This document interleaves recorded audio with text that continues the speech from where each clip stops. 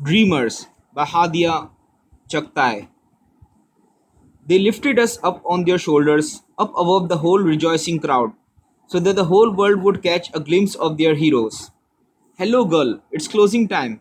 You had better pack your things and get going. It's getting late, and by the way, who sits in the library for such a long time? Came the librarian's voice.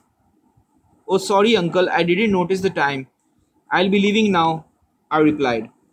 Daydreaming again, as usual. The elderly man teased me. Dreamers of the day are dangerous people, for they may act their dreams with open eyes to make them possible.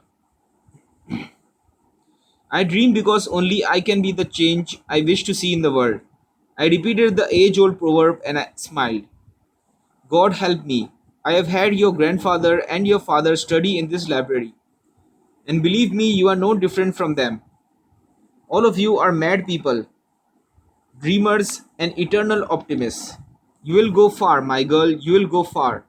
He laughed as I walked out of the library. Hussein uncle had been running this library for 50 years now, and he still hadn't gotten tired of it.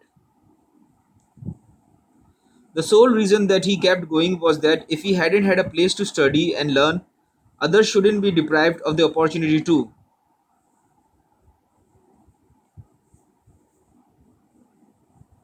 I came to the library every day, my escape, and spent half the day there, losing myself in books. I was used to hearing such comments from him every day, thanking God for such fantastic blessings. I walked over to the bus stop and, as usual, saw a huge number of people waiting to get on the next bus. The best part was that they had formed a line today. Smiling to myself, I headed towards the end of the line.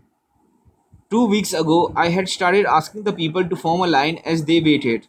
I met with criticism, shocked looks, and one woman even labeled me as one of those dreamers, thinking they can change the city and ultimately the world for the better. By her face, I assumed that she expected an angry comeback, but with the sweetest smile, I quoted from one of the books in the library, which I wholeheartedly believed in. Ma'am, the ones who are crazy enough to think they can change the world are the ones who really do. Savoring the expression on her made up face, I climbed aboard. This time, when I saw her, she herself was in the queue and instructing others to do so too. It filled me with joy that my constant pushing had paid off. I remembered what my grandfather taught me: do what is right, don't be afraid of rejection, or don't fear being made fun of. Follow your heart, because you will be damned if you do, and you will be damned if you don't.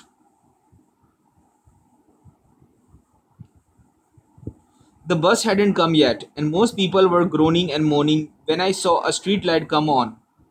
Looking around for the switch to turn it off, I found it on the pole. As I couldn't reach it, I asked one tall lady to help me out. At first, she gave me one of those confused looks, but then said, just leave it. It's going to be dark soon, and by the way, it's not our responsibility. What do you mean it's not a responsibility? It's our city. So it is our responsibility. We are just wasting electricity because we still have a good 2 hours till dark. At this time, she laughed out loud before she reached up to turn off the light. Sister, you still believe that this city has a future? Nothing's going to change. What has this city given us that you are so hell bent on saving it? I opened my mouth to retort, but shut it, thinking it would be better to keep quiet, and one by one, we ascended the colorfully decorated bus. In a bad mood already, I reached home and dragged myself to the door. As I entered, I heard my mom calling me. Judging by the level of noise, I assumed it was my aunt with her army of kids. Entering the lounge, I saw I was right. I came to meet your mother to say goodbye, she replied. We are going to Islamabad tomorrow from where we'll leave for America. We are moving permanently. Moving? Why? I asked, amazed. Look, beta, Karachi isn't just right anymore. This city is going to the dumps. And so is the rest of the country. There's nothing left here. It's just a city after all. There aren't any more Qaeda-Azams who can save us. All the heroes are dead. No one can change this bloody city. But Qaeda-Azam gave us this country, this city, to cherish and to protect. You are going to leave just like that? I asked hysterically. Before I could explode, Mom ordered me to go to my room and study. Reluctantly, I stormed towards my room, but my aunt's words, "It's just a city after all," kept ringing in my ears. Dumping my stuff on the bed, I plopped onto the floor with my head in my hands. My aunt's departure didn't trouble me as much as did her reasoning for leaving. I thought of the quote from a prominent journalist: "Why is it so unloved when it embraces all?" Suddenly, my phone started to ring. It was my friend, Sundus. "Hello," I said. "Hey, listen up, girl. I've got good news for you. Guess what?" she chirped. Your dad agreed to get you a car? I made a wild guess. No. Remember the posters we made for that competition at the university? Inquired Sundus. Well, you and I tied for first place. You know, Mavish, her dad was a judge and she just called to tell me that we won. She told me that the judges liked her ideas about saving Karachi. So much that they are gonna use them for their campaign next month and we are going to get special awards. She shrieked euphorically. Yay! I screamed into the phone.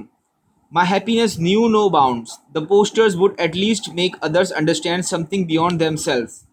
And even if one person started to care for Karachi with just the vigor with which we curse it, my work would have been done.